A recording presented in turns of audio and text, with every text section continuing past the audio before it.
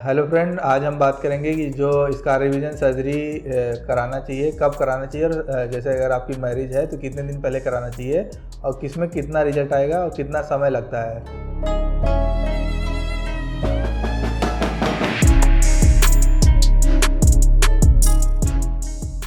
Hi, I am doctor Vivek Ambedkar, plastic and cosmetic surgeon.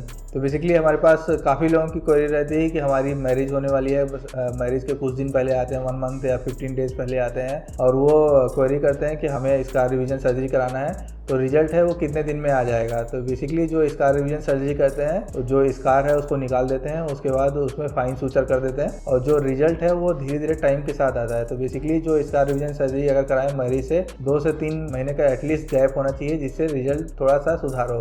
पर अच्छा result पाने के लिए आपको एटलीस्ट 6 मंथ टू 1 ईयर तक टाइम लग जाता है। तो बेसिकली आप कुछ भी इंटरवेंशन कराएंगे तो उतना बॉडी को healing and remodelling phase time लगता है, तो इसलिए उसमें उतना समय लगता है। तो आपको ये चीज़ समझना होगा कि आपकी जो हीलिंग और रीमॉडलिंग फेज होता है वो समय लेता है। तो इसलिए आपको बताते हैं कि 6 महीने से साल भर के बीच में टाइम लगता है। तो जो हम स्कार रिवीजन सर्जरी करते हैं उसमें आपने देखा होगा 1 ईयर में कितना रिजल्ट आता है, 2 ईयर में कितना रिजल्ट आता है, 6 मंथ में कितना रिजल्ट आता है। तो आप जैसे जैसे टाइम देते जाएंगे वैसे वैसे टाइम के साथ रिजल्ट इंप्रूव होता जाता है। तो इससे रिलेटेड कुछ लोगों की क्वेरी थी कि जो हमारी मैरिज है और मैरिज के कितने दिन पहले सर्जरी कराएं, एटलीस्ट 2 से 3 महीने में कराएं और जो अच्छा रिजल्ट आपको मिलेगा 6 मंथ टू 1 ईयर तक लग जाता है और जैसे जैसे टाइम और निकलता जाता है वैसे वैसे जो स्कार है वो फेड होता जाता है। और ऐसा इसलिए होता है क्योंकि जो बॉडी का हीलिंग फेज होता है और रीमॉडलिंग फेज होता है, इसलिए इतना समय लगता है। इसलिए हम आपको इतना टाइम बताते हैं क्योंकि रीमॉडलिंग फेज रहता है 1 ईयर तक और उसके बाद भी चेंजेस आते हैं। ऐसा नहीं कि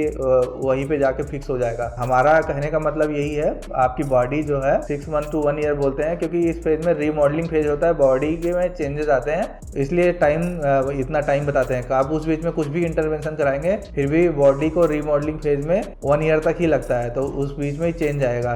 तो ये बात आपको समझनी होगी कि जो टाइम देते हैं वो आपकी बॉडी के हिसाब से देते हैं क्योंकि रीमॉडलिंग फेज होता है 1 ईयर का एटलीस्ट, उसके बाद भी चेंज आता है, तो इसलिए इतना समय एटलीस्ट लगता है जो भी इसका रिवीजन सर्जरी करते हैं। आपने देखा होगा हमारे चैनल पे रिजल्ट वो टाइम के साथ धीरे धीरे फेड होता जाता है, तो उसको आपको अगर समझेंगे तो रिजल्ट और अच्छा आएगा।